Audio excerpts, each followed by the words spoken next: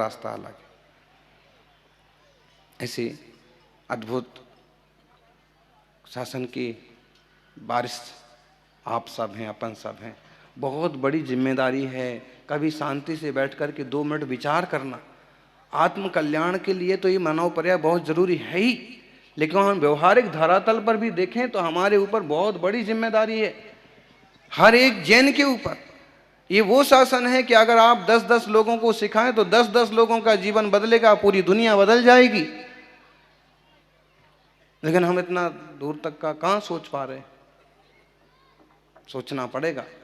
हमें दुनिया को इसलिए नहीं बदलना है कि वो महावीर स्वामी की जय बोलें, हमें इसलिए बदलना चाहते हैं कि उनका जीवन बदलेगा, उनकी थिंकिंग बदलेगी, उनकी प्रवृत्ति बदलेगी, और उनका जो क्लेशमय जीवन है, आर्त और ध्यान वाला जीवन है, वो धर्म ध्यान वाला जीवन बन जाएगा, शांति वाला जीवन बन जाएगा।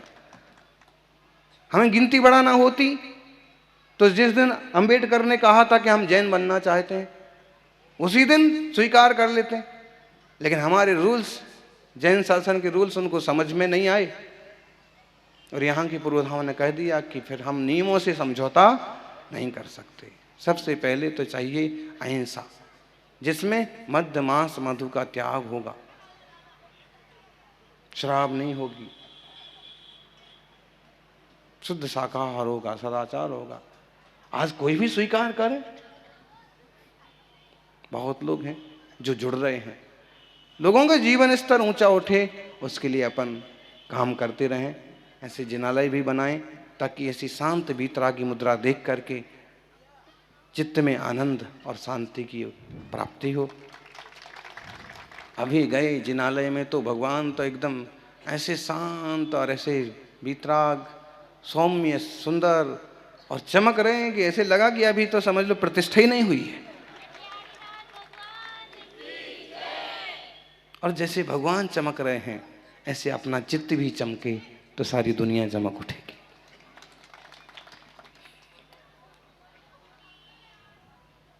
सज्जनों, एक कागज होता है, बहुत पतला होता है, 1 इंच का 32वां हिस्सा। अगर एक कागज को अपन 2 बार मोड़ेंगे तो 1 इंच का 16वां हिस्सा हो जाएगा। उसी को 3 बार मोड़ेंगे 8वां, 4 बार मोड़ेंगे 4था हिस्सा, फिर 1 बार और मोड़ेंगे 1 इंच हो जाएगा। 5वीं बार मोड़ने पर वो 1 इंच हो जाएगा, और हर बार मोड़ते जाएंगे तो कागज की मोटाई दुगनी होती जाएगी। अगर हम उसी कागज को मोड़ते जाएं और 39 बार मोड़ें तो विज्ञान ने जो मानी है चंद्रमा की ऊंचाई, चंद्रमा की ऊंचाई 2,38,600 2,38,855 किलोमीटर मानी है यहां से विज्ञान ने। 2,38,855 मील दूर चंद्रमा है, और अगर हम इस कागज को 39 बार मोड़ें तो उसकी मोटाई इतनी हो जाएगी जितना कि जमीन से चंद्रमा की ऊंचाई है। इतना सा कागज और मोड़ते जाएंगे तो 39वां बार ऐसा आएगा कि जिसकी मोटाई इंच का 32वां हिस्सा है, उसकी मोटाई 2,38,855 मील जितनी हो जाएगी। कल्पना कीजिए। इसका मतलब है कि कोई भी चीज अगर हम नियत से, पुरुषार्थ से करते जाएंगे तो मल्टीप्लाई होता जाता है।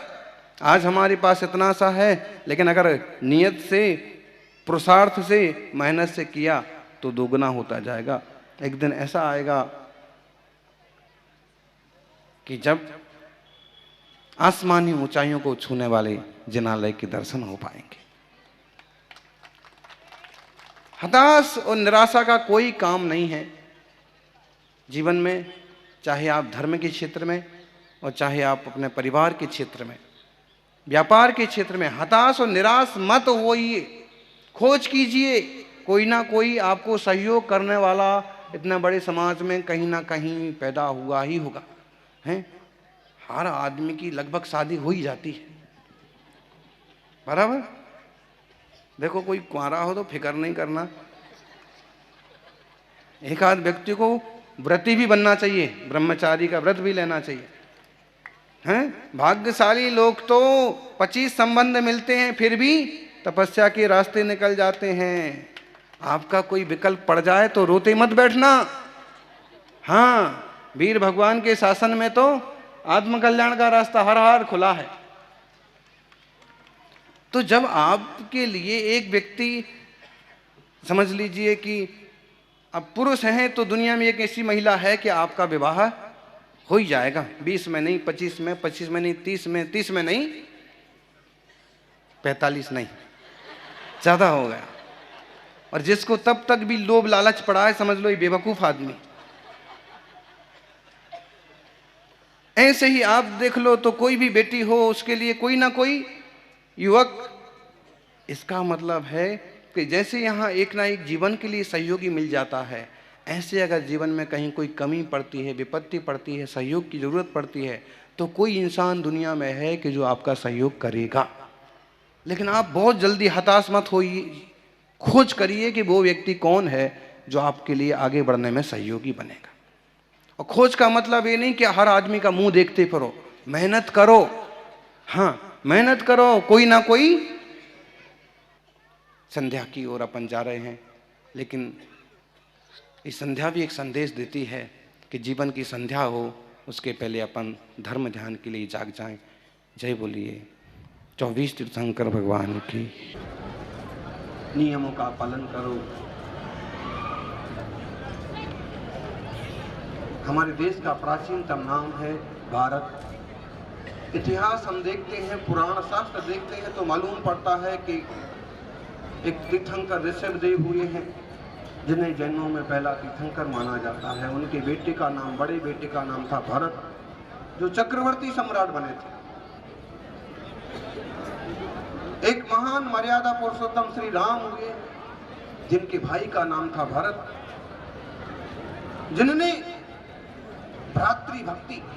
आज तो जमीन के टुकड़े को लेकर के भाई के भी टुकड़े कर डालते हैं लोग, लेकिन वहां राज खुद दे के गए हैं। पिता ने दिया है सो दिया है, राम ने भी कहा है कि भरत संभालेंगे, और फिर भी खुद जमीन पर बैठते हैं और राम के चरण पादुका सिंहासन पर रख कर के राज करते। भ्रातृ प्रेम की मर्यादा कायम करने वाले भरत के भाई, राम के भाई भरत। और तीसरे भरत, दुष्यंत शकुंतला पुत्र भरत, जो बहुत प्रतापी थे, शेर के मुंह में हाथ डाल के उसके दांत गिरने की हिम्मत रखते थे वो राजपूत। ऐसे भरत के नाम पर समझ लीजिए इस देश का नाम भारत पड़ा, अथवा समझ लीजिए कि भारत, भा संस्कृत में भा का मतलब होता है शोभा, सुंदरता। सुजलाम सुफलाम शस्यश्याम मलाम शीतलाम, गीत है पूरा। सो भारत, जिसकी शोभा दुनिया में सबसे अलग है।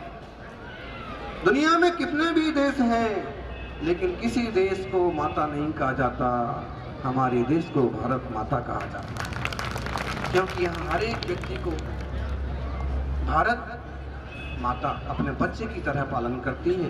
कौन से धर्म का है, कौन से संप्रदाय का है, क्या मानता है, क्या सोचता है, लेकिन यहाँ रहो, आनंद से रहो। सब तरह की ऋतुएं यहाँ हैं, सब तरह के फल फ्रूट यहाँ हैं, सब तरह की सुख सुविधाएं यहाँ हैं। हमें बहुत बार लगता है कि हमारे यहाँ कुछ नहीं है। आजकल की नई पीढ़ी को विदेशी चाहिए, सब कुछ विदेशी, मोबाइल विदेशी चाहिए, पेन भी, कॉपी भी विदेशी चाहिए, इंपोर्टेड, जूते चप्पल भी। और बड़े हुए पैसा कमाने लगे तो गाड़ी भी विदेशी गाड़ी, वो बस चल गया ना तो लाड़ी भी विदेशी लेके आया। माँ बाप मनाते रह जाते हैं, बेटा यहाँ कौन सी कमी है। अरे विदेशी का लोग मत पालो, स्वदेशी अपनाओ, स्वदेशी बनो, स्वदेशी अपनाओ। स्वदेशी स्वीकार, विदेशी बहिष्कार। आज भी इसकी जरूरत है। हम किसी के विरोधी नहीं हैं, लेकिन आज भी जरूरत है कि हम स्वदेश की चीजों का, भले वे भद्दी दिखती हों, भले थोड़ी महंगी मिलती हों, भले उनका सिस्टम थोड़ा ऊंचा नीचा हो, लेकिन स्वदेशी चीजों का उपयोग करेंगे तो देशवासियों के घर में ही धन जाएगा और नीचे से नीचे काम करने वाले व्यक्ति की भी उन्नति होगी, देश ऊंचा उठेगा। और हम सीधा जापान, जर्मनी, ठीक है एक बार, लेकिन 40% माल चाइना से। सबसे खतरनाक काम हो रहा है, उसका जैसा वो सिंबल है ड्रैगन का, बड़ा सारा सांप जैसे निगल जाएगा। और अगर यही चलता रहा ना तो बुरा नहीं मानना, वो दिन आएगा कि चीन भारत को निगल जाएगा। मंजा भेज रहा, प्लास्टिक, इतना प्लास्टिक भेज रहा है, इतनी चीजें भेज रहा है, और वो यूज एंड थ्रो, क्या बोलेंगे, उपयोग करो, आउट, खत्म। और कब खत्म हो जाएगा उसका भी ठिकाना नहीं। और ऐसे में सारा कचरा हमारी जमीन को निगल जाएगा, पानी नहीं पिएगी जमीन। इसलिए प्लास्टिक का उपयोग नहीं होना, फर्स्ट यूज प्लास्टिक तो बिल्कुल ही नहीं होना, यहां तक कि कोई भी प्लास्टिक यूज नहीं होना चाहिए। और चाइना के माल से बचिए, विदेशी वस्तुओं के उपयोग से बचिए। खुद से शुरुआत करना होगी। हमारे लिए कुछ नहीं लगता है, हम कितना भी लिखते हो, कितनी किताबें लिखते हो, लेकिन सादा सा पेन रहता है जो देश में बना हो, और सादा सा कागज रहता हो जो देश में बना हो। हमारे यहाँ कौन सी कमी? ध्यान रखना, पड़ोसी की खीर पूड़ी से अपने घर की दाल रोटी ज्यादा अच्छी होती है। स्वस्थ रहोगे, सुखी रहोगे, कम खर्चे में काम चल जाएगा। प्लास्टिक का उपयोग मत करिए, कोई करता है समझाइए। नालियां चौक हो रही हैं। चेन्नई में 3 साल पहले गजब का तांडव हुआ था पानी भर जाने से। पानी भर गया था, हर साल होता है, बंबई में होता है, कभी कहीं होता है, लेकिन ये उदाहरण इतना खतरनाक है कि 2500 लोग मर गए थे उसी नालियों के पानी में डूब के। और जब उसका मालूम किया ऐसा क्यों हुआ, तो सारे प्लास्टिक से नाली चौक हो गई, पानी बाहर निकला ही नहीं। दूसरी तीसरी बारिश में ही शहर पानी में डूब गए। बहुत अच्छी चीज नहीं है। मिट्टी के कुल्हड़ का उपयोग करो, कुम्हार का घर चलेगा। बांस के बर्तन बनाते हैं, बांस के पिटारी बनाते हैं, उनका काम चलेगा।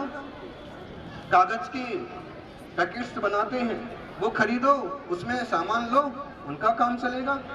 कपड़े का थैला लो, छोटे छोटे गांव में टेलर्स होते हैं, दर्जी होते हैं, उनका काम चलेगा।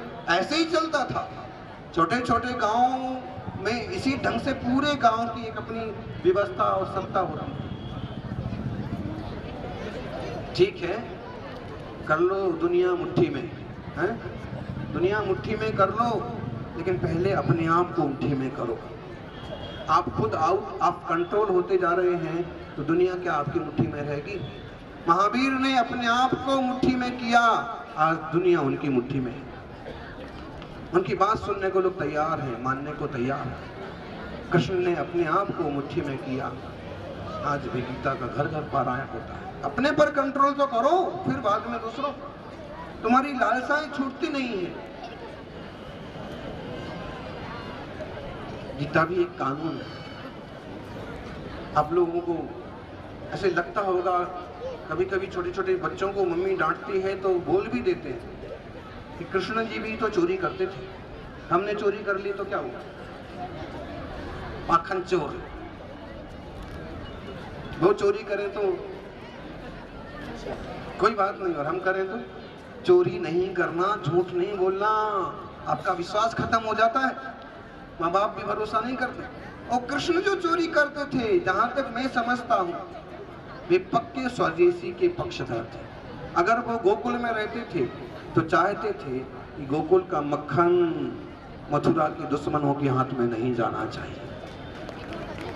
उस समय कंस दुश्मन था। स्वदेशी अपनाओ, प्लास्टिक के उपयोग से बचो, बेटियों का, महिलाओं का सम्मान करो। भ्रूण की सुरक्षा तो बहुत महत्वपूर्ण है ही, बाकी आजकल समाज में जो समस्याएं खड़ी हुई हैं, इन पर भी बुद्धिमानों को विमर्श करना चाहिए। नैतिक शिक्षा बहुत जरूरी है। कितनी भी किताबें किसी भी क्लास में पढ़ाई जाएं, लेकिन कम से कम सप्ताह में एक पीरियड ऐसा जरूर होना चाहिए जिसमें बेटे बेटियों को, विद्यार्थियों को, युवतियों को बिठा करके विधिवत नैतिक शिक्षा, जीवन विकास, आध्यात्मिक तत्व दर्शन ऐसा कुछ कराया जाए कि उनका अंतरंग विकास भी हो। वसुधैव कुटुंबकम की भावना रखने वाले अपन सभी गांव के सारे लोग मिलजुल करके रहें, इसमें कोई तकलीफ नहीं है। हम अगर एक दूसरे का सम्मान करेंगे तो मिल करके रहने में कोई दिक्कत नहीं है। और एक बात कहेंगे, जैसे हम अपने मंदिरों के लिए बहुत कुछ करते हैं, मूर्ति विराजमान करने के लिए भी बहुत कुछ करते हैं, उसी तरह से स्कूलों के निर्माण में भी हमें कुछ ना कुछ करते रहना चाहिए। महाराष्ट्र में एक भाऊराव पाटिल शिक्षण महर्षि हुए, वहाँ उनकी बहुत मान्यता है। और आज से 40-50 साल पहले घर बार छोड़ करके गांव-गांव पैसा मांग करके उन्होंने लगभग 300 छोटे बड़े स्कूल, 300-350 स्कूल खड़े किए। शिक्षा की अलग जगाई और पूरा महाराष्ट्र जैसे जागृत हुआ। महर्षि फुले हुए, सावित्रीबाई फुले। मध्य प्रदेश तरफ देखें, वहां भी संत हुए, गणेश वर्णी। राजस्थान में भी कुछ शिक्षाविद हुए, लेकिन आज भी बहुत जरूरत है। प्राइवेट स्कूल से जिस ढंग से दोहन करते हैं ना समाज का, गांव का, वो खतरनाक है।